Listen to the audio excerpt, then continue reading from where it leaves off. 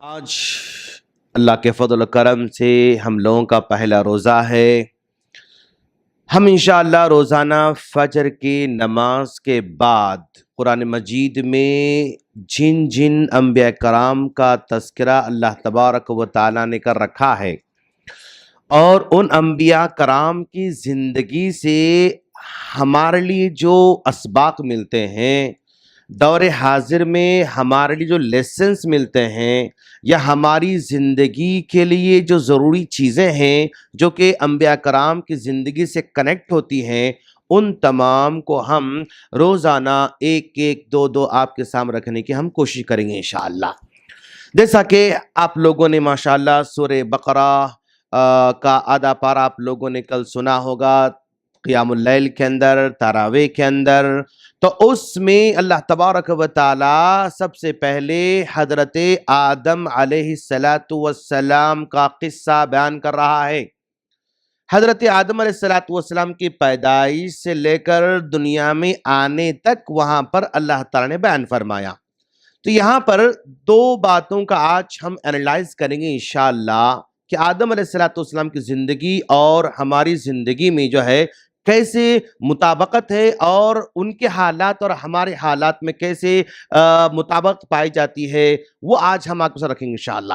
اللہ تبارک و تعالی آدم علیہ السلام کو پیدا کرنے کے بعد جنت میں بھیجا، اور جنت میں بھیجنے کے بعد جنت کیا ہے؟ باغیچے کا نام ہے، جس میں ہر طرح کی آسائشیں اللہ تبارک و تعالیٰ نے آدم علیہ السلام کو مہیا کیا، فراہم کیا، اور اس ساری کی ساری نعمتیں قدم قدم پر نعمتیں، اور ایسی نعمتیں کہ جن نعمتوں کا ہم تصور بھی نہیں کر سکتے، ایسی نعمتیں اللہ نے دے رکھا۔ یعنی لاکھوں کی شکل میں، کروڑوں کی شکل میں اللہ نعمتیں دے رکھا تھا، لیکن اس میں سے ایک نعمت کے بارے میں اللہ نے کہا فَلَا تَقْرَبَا هَذِهِ الشَّجَرَةَ، اے آدم آپ اس درخت کے قریب نہ جانا، اس جھاڑ کے پاس نہ جانا، مطلب اس کو استعمال نہ کرنا۔ بے شمار حلال چیزیں ہیں، ان گنت حلال چیزیں ہیں، ایک حرام اللہ نے رکھا تھا۔ اب شیطان کو یہ پیٹ میں درد شروع ہو جاتا ہے کہ بھئی آدم تو جنت میں مزے لے رہے ہیں اور مجھے تو جہنم میں ڈال دیا گیا ہے۔ اب آدم کو جنت سے نکالنے کا کیا طریقہ ہو سکتا، کیا منصوبہ ہو سکتا، وہ مسلسل اس پر کام کر رہا ہے۔ آخرکار اس کو ایک بات مل گئی کہ اللہ نے آدم کو فلاں جھاڑ کے پاس جانے سے منع کیا، بے شمار جھاڑ ہے وہاں پر جانے سے منع نہیں کیا۔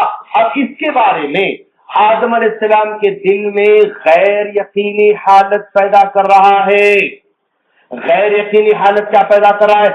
آدم جانتے ہو اللہ تعالیٰ تمہیں اس جھاڑ کے پاس جانے سے منع کیوں کر رکھا ہے؟ اس لیے منع کر رکھا ہے کہ اگر تم اس جھاڑ کو استعمال کر لو گے تو پھر تم جنت کے ہمیشہ ہمیشہ کا مالک بن جاؤ گے، پھر جو ہے یعنی تم ہمیشہ ہمیشہ کا مالک بن جاؤ گے۔ اس لیے اللہ نہیں چاہتا کہ تم جنت کے مالک بن جاؤ، تو منع کر رکھا ہے۔ میں قسم کھا کر کہتا ہوں میں تمہارا خیر خواہ ہوں، اس کو استعمال کر لو، جنت کے مالک بن جاؤ گے۔ جنت تم سے مس ہونے والی نہیں، جنت تم چھوٹنے والی نہیں۔ اگر نہیں یوز کرو گے چھوٹ سکتی ہے، اگر نہیں کھاؤ گے جنت ہاتھ سے نکل سکتی ہے۔ یعنی غیر یقینی حالت پیدا کر رہا ہے۔ تو انسان کی فطرت میں ہے کہ جب کبھی وہ اپنے آپ کو یعنی سیف زون محسوس نہیں کرتا ہے، کچھ جو ہے ڈینجرس سامنے اس کو محسوس ہوتے ہیں، یعنی اس کی زندگی ذرا ڈاوا ڈول ہو سکتی، اگر یہ خطرہ اس کے دل میں محسوس ہوتا ہے تو اپنی زندگی کو بچانے کے لیے، اپنی چیزوں کو بچانے کے لیے، اپنی نعمتوں کو بچانے کے لیے آدمی اقدام کر لیتا ہے، اگرچہ کہ غلط کام ہی کیوں نہ ہو۔ تو وہاں پر آدم علیہ السلام نے اپنی جنت کو بچانے کے لیے، اپنی نعمتیں بچانے کے لیے، اپنی ساری چیزیں بچانے کے لیے ایک وہ کام کرتے ہیں جس کو کرنے سے انہیں منع کیا گیا تھا۔ تو شیطان انسان کے دل میں کیا پیدا کرتا ہے؟ غیر یقینی حالت پیدا کرتا ہے۔ تو جب غیر یقینی حالت پیدا کرنے سے استعمال کر لیے تو پھر اللہ ناراض ہوا، پھر کہاں بھیجا؟ دنیا کے اندر بھیجا۔ یہ حضرت آدم علیہ السلام کا پس منظر ہے۔ اب ذرا دیکھو آپ، جب ہم آدم علیہ السلام جنت میں تھے، ایک ہی چیز حرام تھی، فلا تقربا هذه الشجرة، اس جھاڑ کے پاس مت جانا۔ لیکن جب دنیا میں ہم کو بھیجا، دنیا میں بھیجنے کے بعد یہاں پر بے شمار جھاڑ ہیں جن کو ہم استعمال کر سکتے، مطلب حلال چیزیں بھی بے شمار ہیں، اور ساتھ ساتھ میں آدم کے لیے جنت میں ایک حرام تھا، لیکن یہاں پر بھی بے شمار حرام چیزوں کو لے کر آیا اللہ تعالی رکھا۔ فلا تقربا، یعنی یوں سمجھا آپ ایک باغیچہ ہے دنیا، اس دنیا کے اندر اس باغیچے میں حلال درخت بھی جو ہے یعنی انکاؤنٹیبل ہے، اور حرام بھی بے شمار درخت ہیں۔ لیکن شروع میں وہ حرام درخت جو تھے نا، جو بہت ہی کمزور تھے اور بہت ہی وہ مرجھائے ہوئے تھے اور وہ بالکل چھوٹے چھوٹے تھے، اس وقت حلال جو درخت تھے وہ بہت ہی شاندار عالیشان تھے۔ لیکن جیسے جیسے حالات گزرتے جاتے ہیں تو حرام جو درخت ہے جس کے پاس نہیں جانا ہے وہ بہت زیادہ شاندار انداز میں اگے ہوئے ہیں۔ حلال جو درخت ہے، ان حلال کام ہے، وہ کمزور مرجھائے ہوئے نظر آ رہے ہیں۔ اب شیطان ہمارے اندر بھی وہ غیر یقینی حالت پیدا کرتے ہوئے، جیسے آدم علیہ السلام گمراہ کیا، ہم کو بھی گمراہ کرنا چاہتا ہے۔ اب ہم باغیچے میں گھوم رہے ہیں، حلال درخت بھی ہے، حرام درخت بھی ہے، لیکن حرام درخت بہت عالیشان انداز میں ہے۔ جب کبھی ہم جا رہے ہیں تو سود والا درخت آتا ہے تو اللہ کا حکم یاد آنا، فلا تقربا هذه الشجرة، سود والا جھاڑ اس کے قریب نہیں جانا۔ لیکن سود والا جھاڑ تو بہت ہی شاندار پھلا پھولا ہے، یہ بینکنگ سسٹم اتنا پھلا پھولا ہوا ہے کہ بھائی جھاڑ سب سے نرالا نظر آ رہا ہے، سب سے شاندار نظر آ رہا ہے۔ پھر آگے بڑھتے ہم باغیچے کے اندر، یہاں رشوت کا جو ہے جھاڑ نظر آ رہا ہے، اور رشوت کا جھاڑ بھی پھلا پھولا ہوا نظر آ رہا ہے۔ فلا تقربا هذه الشجرة، رشوت کا جھاڑ آ رہا ہے ہماری دنیا کے باغیچے میں، تو ہمیں یاد آنا فلا تقربا هذه الشجرة۔ بدکاری کا جھاڑ نظر آ رہا ہے، وہ بھی بہت ہی شاندار جھاڑ نظر آ رہا ہے، جیسے وہ جھاڑ نظر آئے فلا تقربا هذه الشجرة، نو اس جھاڑ کے پاس نہیں جانا ہے۔ اس طرح یہ میوزک کا جھاڑ نظر آ رہا ہے اور یہ حرام کی چیزوں کا جھاڑ نظر آ رہا ہے۔ بے شمار جھاڑ آج ہمارے باغیچے میں ہے، اور ان جھاڑوں کے پاس جانے سے اللہ نے منع کر رکھا ہے۔ اگر ہم رکیں گے تو پھر محفوظ رہیں گے، اگر نہیں رکیں گے تو جس طرح آدم علیہ السلام سے جنت چھین لی گئی، ہماری اگلی جنت بھی چھین جا سکتی ہے۔ لیکن شیطان ڈراتا بھائی، یہ دور میں جینے کے لیے اگر آپ یہ سمجھ رہے ہیں کہ نہیں یہ لون نہیں لینا، ترقی نہیں کر سکتے آپ، اس دور میں مارکیٹ میں جینا ہے، ٹھہرنا ہے تو لون لینا پڑتا، یعنی وہ غیر یقینی حالت پیدا کر ڈرا رہا ہے۔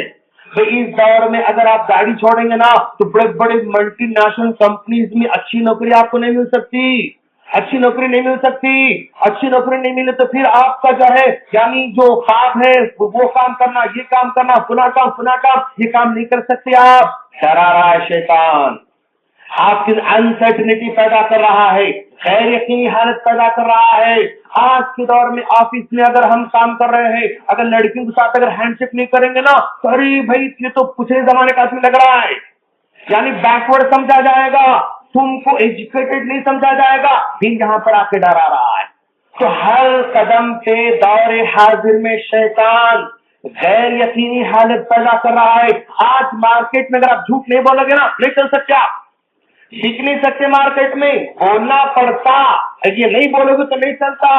آج کے دور میں اگر آپ کریڈٹ کارڈ نہیں لیا نا تو کوئی بڑا کام نہیں کر سکتے آپ، کوئی چھوٹے موٹے کام کرنا پڑتا، تو بڑا کام کرنا چاہ رہے ہیں آپ اور بڑے بننا چاہ رہے ہیں، امتی مسلمہ کو بہت آگے لے کر جانا چاہ رہے ہیں، تو اس طرح وہ جو ہے ڈراتا ہے۔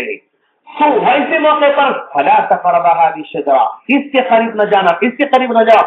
بے شمار جھاڑ آج حرام کے پہلے پھولے نظر آ رہے ہیں۔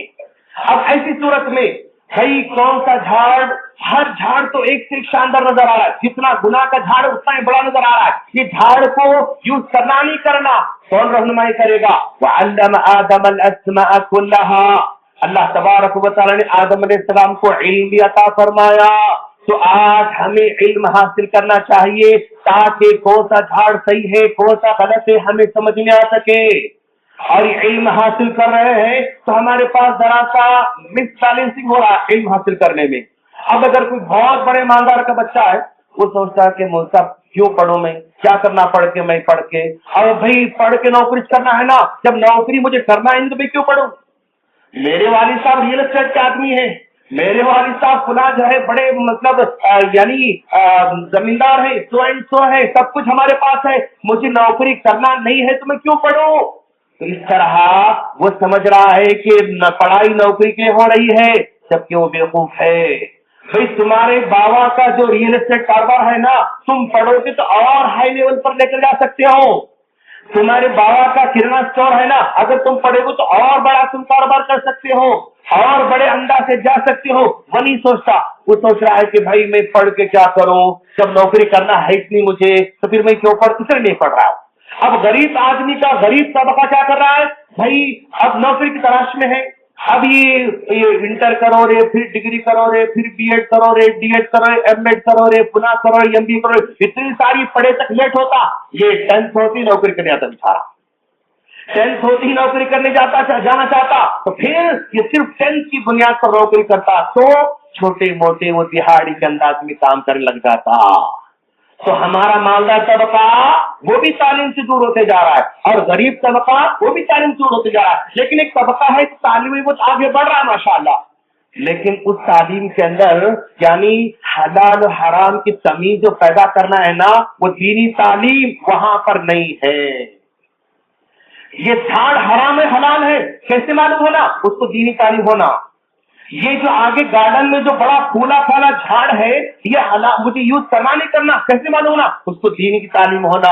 تو آج دین کی تعلیم نہ ہونے کی وجہ سے جو بھی جھاڑ پھلا پھولا نظر آتا ہے دنیا کے باغیچے میں، اس کو لے کر یوز کرنا شروع کر دیتا۔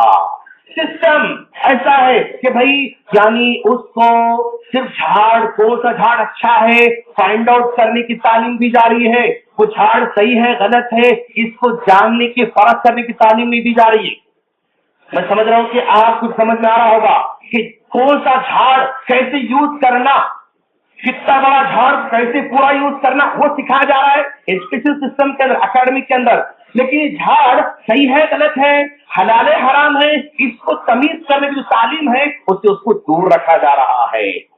تو انسان کا جو دماغ ہے نا، دو حصوں میں بٹا ہوا ہے، ایک رائٹ سائڈ کا ہے، ایک لیفٹ سائڈ کا ہے۔ لیفٹ سائڈ کے دماغ میں میتھ چلتا، لاجک چلتا، اور سائنس چلتا، فزکس چلتا، جیومیٹری چلتا، کیمسٹری چلتا، یہ بہت زیادہ پنپتا، یہ وہاں پر پھلتا پھولتا۔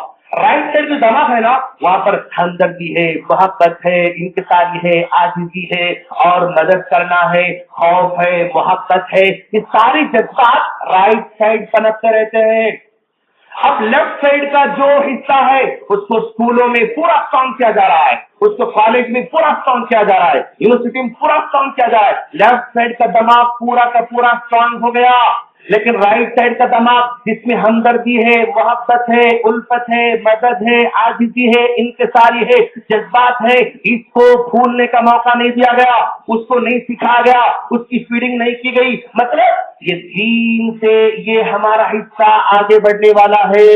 ہمارا دین ہمیں سکھاتا ہے کیسے ہمدردی کرنا، ہمارا دین سکھاتا ہے کیسے محبت کرنا، ہمارا دین سکھاتا ہے کیسے مدد کرنا، ہمارا دین سکھاتا ہے کیسے ہیلپ کرنا، یہ حصہ اس کو دین سکھاتا۔ لیکن جب دین نہیں سکھایا جائے تو یہ حصہ کمزور ہے۔ ایک آدمی ڈاکٹر زبردست بنتا لیکن اس کے پاس ہمدردی، محبت اور ذرا نرمی، عاجزی، انکساری نہیں۔ کامیاب ڈاکٹر ہے لیکن بولتا پہلے فیس رکھو بعد میں آگے کام۔ اچھا تو آپ کے پاس جو انسانیت ہے نا وہ نہیں ہے، پہلے فیس رکھو آگے آپریشن، پہلے یہ پیسے دو اس کے بعد آگے کام۔ تو آج کا آدمی پرفیکٹ ہے اپنے پروفیشن میں، لیکن اس پروفیشن کے ساتھ ساتھ جو دین کا حصہ ہونا ہے، ہمدردی، محبت، اخلاص، نرمی، عاجزی اور جو مدد ہے، وہ حصہ کمزور ہوتے جا رہا ہے، جس کی وجہ سے آج کا بچہ ہمارا پرفیکٹ ڈاکٹر بنے گا لیکن اس کے پاس حلال و حرام کی تمیز نہیں ہوگی، परफेक्ट वो जो है लॉयर बनेगा, लेकिन उसके पास हलाल और हराम की तमीज नहीं। क्यों? हलाल और हराम की तमीज करने का जो सिस्टम है उसको कमजोर ही रखा जा रहा है। आज दोनों को ऊपर लेकर चलना जरूरी है। एक आदमी दुनिया में बहुत आगे बढ़ा तो हलाल और हराम की तमीज नहीं करता, जो भी झाड़ मिला उसको यूज करना शुरू करता है।